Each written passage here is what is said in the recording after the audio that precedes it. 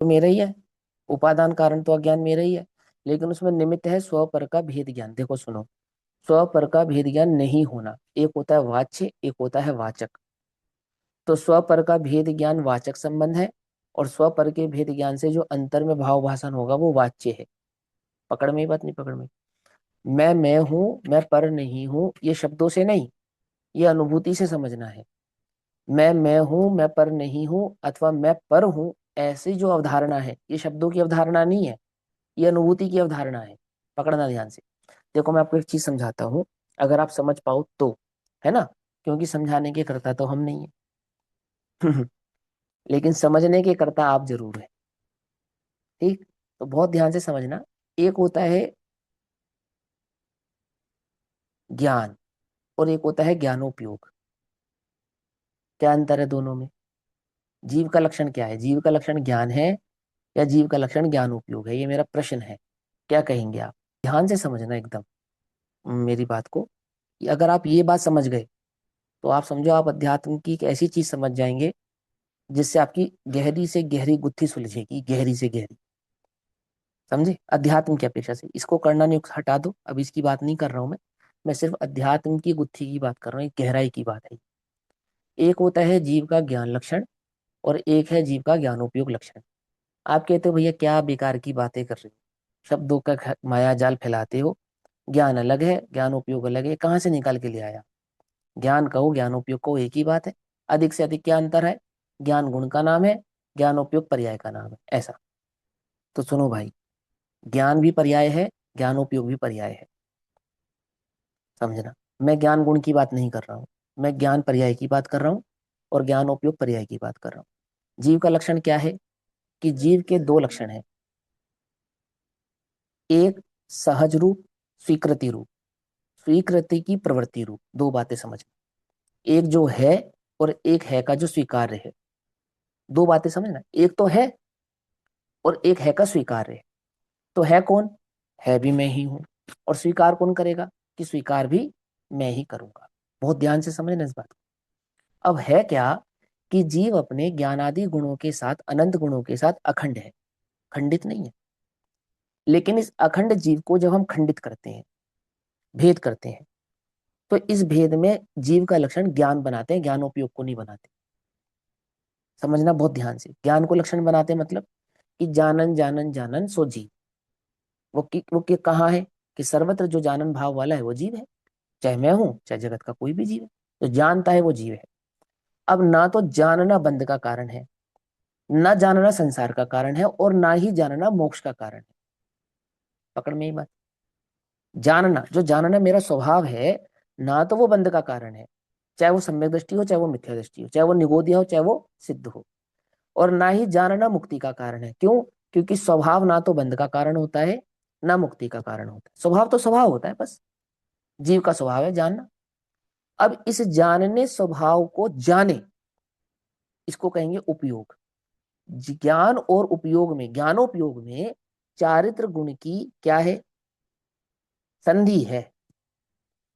समझ में ही बात? नहीं समझ? जब हम कहते हैं ज्ञानोपयोग, तो वहां पे चारित्र गुण संधि हो जाता है। पकड़ में ही बात। और जब हम प्रवृत्ति चारित्र गुण रूप। का, हाँ, प्रवृत्ति रूप। चारित्र गुण प्रवृत्ति रूप समझो चाहे जैसे भी समझो, पहले समझो, मैं सब डिटेल में समझाऊंगा आपको, बात है ना। जब हम कहते हैं ज्ञानोपयोग, तो ज्ञानोपयोग में अखंड आत्मा है। और जब हम कहते हैं ज्ञान, तो ज्ञान में मात्र स्वभाव, ज्ञान गुण की ज्ञान जानन पर्याय, ये स्वाभाविक बात है। बात बहुत ध्यान से बारीकी से समझना इस बात को, है ना। तो ज्ञान का काम क्या है? कि ज्ञान का काम तो जानना है, जानना बंध का कारण नहीं है, लेकिन ज्ञानोपयोग बंध का कारण है। क्या कह रहा हूं? कुछ बात समझ में आ रही है? नहीं, जानना बंध का कारण नहीं है, लेकिन बंध है एक रागादिक अशुद्ध उपयोग से। तो एक जगह तो कहते हैं जानना बंध का कारण नहीं है, एक जगह कहते हैं अशुद्ध उपयोग बंध का कारण है। तो अशुद्ध उपयोग माने क्या? ज्ञानोपयोग। पकड़ना ध्यान से, ज्ञानोपयोगी है ना, उपयोग तो ज्ञान को ही कहा ना। तो एक जगह जानना बंध का कारण नहीं हुआ, लेकिन दूसरी जगह जानना बंध का कारण हो गया। तो ये जिनागम में ये आपने कभी नोटिस किया? ये कैसी बात करते हो? कभी तो कहते हो जानना बंध का कारण नहीं है, कभी कहते हो उपयोग बंध का कारण है। पकड़ में ही बात। तो बोलते हैं जब हम कहते हैं ज्ञानोपयोग, तो ज्ञानोपयोग चारित्र गुण की पर्याय के साथ होता है, उसके बिना नहीं होता, है ना। यानी कि उपयोग की बहिर्मुखता, उपयोगी की अंतर्मुखता। तो ज्ञान की जो स्थिरता है, ज्ञान का जो श्रद्धान है, पकड़ में ही बात नहीं, पकड़ में। तो जब ज्ञानोपयोग ऐसा कहा, तो उसमें दर्शन, ज्ञान और चारित्र तीनों समाहित हो गए। और जब हमने मात्र ज्ञान स्वभाव समझाया, मात्र ज्ञान स्वभाव, तो दर्शन वहां पे भिन्न रहा, चारित्र वहां पे भिन्न रहा। पकड़ में आती बात नहीं, पकड़ में आती। क्या कहा? ज्ञान की अपेक्षा से तो सारा जगत ज्ञान मात्र है, जीव ज्ञान मात्र है। ना वो बंध रूप है, ना वो मुक्त रूप है, वो तो बस वो ही है। लेकिन जो वो है, इसको जो नहीं जानता है, ऐसा जीव जो अपने को अपना नहीं जानता, पर को पर नहीं जानता, निज और पर में एकत्व भाव को धारण करता है, जिसकी यहाँ बात चल रही है, कौन है वो? प्रवृत्ति रूप। देखो क्या लिखा है, अब यह निश्चित करते हैं कि जीव को स्वद्रव्य में प्रवृत्ति का निमित्त। तो स्वद्रव्य में प्रवृत्त अर्थात क्या? दर्शन, ज्ञान, श्रद्धान की एकता से होता है जीव का प्रवृत्त भाव।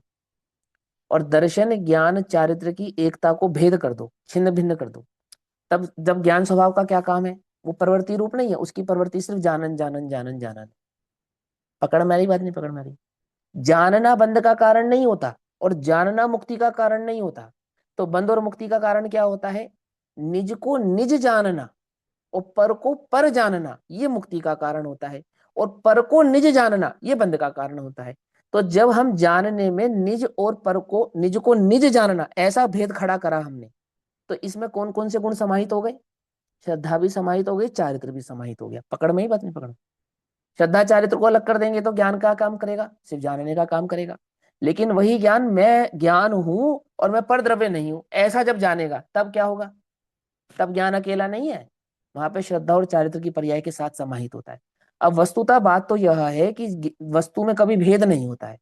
ज्ञान हमेशा अपने ज्ञानादि गुणों के साथ ही परिवर्तता है। क्या कहा? ज्ञान हमेशा अपने ज्ञानादि गुणों के साथ ही परिवर्तता है, अर्थात ज्ञान का परिणमन हमेशा श्रद्धा, ज्ञान, चारित्र, सुख, वीर्य आदि भाव के साथ ही परिवर्तता है। मिथ्या भाव हो चाहे सम्यक भाव हो। लेकिन उसका स्वभाव जब हमें समझाना होगा, तब हम क्या करेंगे? हम भेद करेंगे। वहां ज्ञान को, श्रद्धा को, चारित्र को अलग अलग करेंगे, भेद भेद करेंगे। पकड़ में ही बात। अहम एक कौ खलु सद्धौ नान दंसण समग्गौ। पकड़ में ही बात नहीं, पकड़ में। क्या कहा? मैं एक हूं, निश्चय से शुद्ध हूं, और कैसा हूं? ज्ञान, दर्शन, चारित्र से समग्र हूं, समग्र। निममौ, मैं निर्ममत्व हूं। तो ये निर्ममत्वपना कौन से गुण की पर्याय है श्रद्धा, ज्ञान, चारित्र में से? जरा समझाना। बहुत बढ़िया, आई समझ में बात। मैं कह तो रहे हैं कि मैं ज्ञान स्वरूप हूं, लेकिन उस ज्ञान स्वभाव को कहां से समझा रहे हैं? निममौ से समझा रहे हैं। तो निममौ जो पर्याय है, मैं निर्ममत्व हूं, ये मैं ज्ञान की अपेक्षा से निर्ममत्व होऊंगा या श्रद्धा चारित्र की अपेक्षा से निर्ममत होऊंगा? होऊंगा तो श्रद्धा की अपेक्षा से ना। पकड़ में ही बात नहीं, पकड़ी। और मैं हूं, मैं पर नहीं हूं, ये कौन से गुण की पर्याय है? कि ज्ञान के साथ श्रद्धा गुण की पर्याय है। सुनो, श्रद्धा चारित्र की पर्याय ज्ञान के बिना कभी नहीं होगी। पकड़ना। अब मिथ्या कौन है? ज्ञान मिथ्या है, श्रद्धा मिथ्या है, चारित्र मिथ्या है? बोलो। कि मिथ्या तो श्रद्धा। ज्ञान है। नो, मिथ्या तो ज्ञान है, परंतु अनुसरण, श्रद्धा का अनुसरण उसमें है, श्रद्धा के साथ। पकड़ना है ना। उस मिथ्या ज्ञान का जो इंडिकेट करेंगे, उसको श्रद्धा से इंडिकेट करेंगे। और ज्ञान सम्यक है, किससे इंडिकेट करेंगे? श्रद्धा से इंडिकेट करेंगे। और सिर्फ ज्ञान की बात करें तो ना तो ज्ञान मिथ्या होता है, ना ज्ञान सम्यक होता है। ज्ञान तो बस ज्ञान होता है। अंतर समझ में आया ज्ञान और ज्ञानोपयोग में? है। अब अध्यात्म की शैली ऐसी है कि ज्ञानोपयोग कहना होगा तो भी ज्ञान कह देंगे, और ज्ञान कहना होगा तो भी ज्ञानोपयोग कह देंगे। ये तुम्हारी दृष्टि, तुम्हें समझ में आना चाहिए कि कब कौन सी बात कही जा रही है। अब इसी अध्यात्म की धारा चल रही है अभी, समझना ध्यान से, है ना। इसी अध्यात्म में यदि तुम ज्ञान और ज्ञानोपयोग को एक कर दोगे, एक कर दोगे, तो तुम्हें आबाल गोपाल का अंतर समझ में नहीं आने वाला। क्या अंतर समझ में नहीं आने वाला? कोई अंतर समझ में नहीं। निश्चय भाषी की भूल क्या है मालूम? ज्ञान और ज्ञानोपयोग के भेद को नहीं जानता। ये सांख्य मती है। ज्ञान और ज्ञानोपयोग के भेद को जाने, वो जैन मती है। ये तो भैया नई नई बातें सिखाते हो तुम। ज्ञान अलग कर दिया, ज्ञानोपयोग अलग कर दिया है। तो ज्ञानोपयोग में तीनों प्रकार की शुभ और अशुभ और अशुद्ध तीनों आ जाएंगे ना, इसका मतलब कि हाँ तभी वो हाँ, का कारण कहलाएगा। तभी कहलाएगा। देखो, एक अशुद्धोपयोग एक शुद्धोपयोग। तो बंध का कारण कौन है? अशुद्धोपयोग बंध का कारण है। तो उपयोग किसको कहते हैं? उपयोग किसको कहते हैं? ज्ञान दर्शन की पर्याय को ज्ञान उपयोग दर्शन उपयोग को उपयोग कहते हैं। ठीक है। तो क्या ज्ञान बंध का कारण है? नहीं। ज्ञानोपयोग, अशुद्ध ज्ञानोपयोग बंध का कारण है। कि अंतर क्या है? कि जब ज्ञानोपयोग, हम अशुद्ध ज्ञानोपयोग कहते हैं, तो वहां पे हमने जो शब्द लगाया ना अशुद्ध, अशुद्ध, वो किसको इंडिकेट कर रहा है? वो श्रद्धा और चारित्र की पर्याय को इंडिकेट कर रहा है। किसके साथ? उपयोग यानी कि ज्ञान के साथ। और जब हमने कहा शुद्ध ज्ञानोपयोग किसका है? मुक्ति का कारण है, तब क्या हो रहा है? कि लक्षण तो ज्ञान ही रहेगा, लेकिन कैसा ज्ञान? सम्यक ज्ञान, शुद्ध ज्ञान। ज्ञान शुद्ध कैसे होता है? ज्ञान शुद्ध और अशुद्ध नाम कैसे पाता है? बोलो। श्रद्धा और चारित्र के परिणमन से शुद्ध शुद्ध नाम पाता है ना। श्रद्धा और हाँ चारित्र के बिना तो शुद्ध शुद्ध नाम नहीं पाता ना। अगर हम ज्ञान को ज्ञान से देखें तो ज्ञान कैसा है? ना शुद्ध है ना शुद्ध है। लेकिन उसी ज्ञान को श्रद्धा और चारित्र के साथ देखें तो अशुद्ध भी है और शुद्ध भी है। अब आत्मा अपने अनंत गुणों के साथ भेद रूप है या अभेद रूप है? अभेद रूप है, सिंपल सी बात है। तो अभेद रूप आत्मा को अभेद रूप देखेंगे तो खाली ज्ञान की प्रवृत्ति मेरी रहेगी या ज्ञान दर्शन चारित्र सुख वीर्य की प्रवृत्ति मेरी रहेगी? है ना। और उन सारे गुणों को हम इंडिकेट कहां से करेंगे? ज्ञान से ही करेंगे, सारे गुणों को। माने ज्ञान की श्रद्धा गुण की पर्याय हो जाएगी। ज्ञान की स्थिरता ही चारित्र गुण की पर्याय हो जाएगी। ज्ञान का सुख ही आनंद गुण की पर्याय हो जाएगी। पकड़ में आ रही बात? नहीं पकड़ में? और ज्ञान की सर्वज्ञता सो केवल ज्ञान हो जाएगा। बात समझ में आ रही ना रही? आत्मा क्या कहलाएगा उसकी अपेक्षा से? आत्मा सुखी कहलाएगा, आत्मा केवल ज्ञानी कहलाएगा, आत्मा ही सिद्ध कहलाएगा, आत्मा ही शुद्ध कहलाएगा, आत्मा ही निर्ममत कहलाएगा, सब आत्मा कहलाएगा। है ना। और वो पूरा आत्मा कैसा है? कि पूरा आत्मा ज्ञान स्वभाव है, ज्ञान स्वरूप है। पकड़ में आ रही बात? नहीं पकड़ में आ रही? क्या कहा? पकड़ में आई बात? ज्ञान और ज्ञानोपयोग में अंतर। अब लक्षण क्या है आत्मा का? कि लक्षण है उपयोग। लक्षण है उपयोग, उपयोगो लक्षणम। तो उपयोग लक्षण क्यों बनाते हैं? क्योंकि आत्मा कभी ज्ञान मात्र नहीं होता है।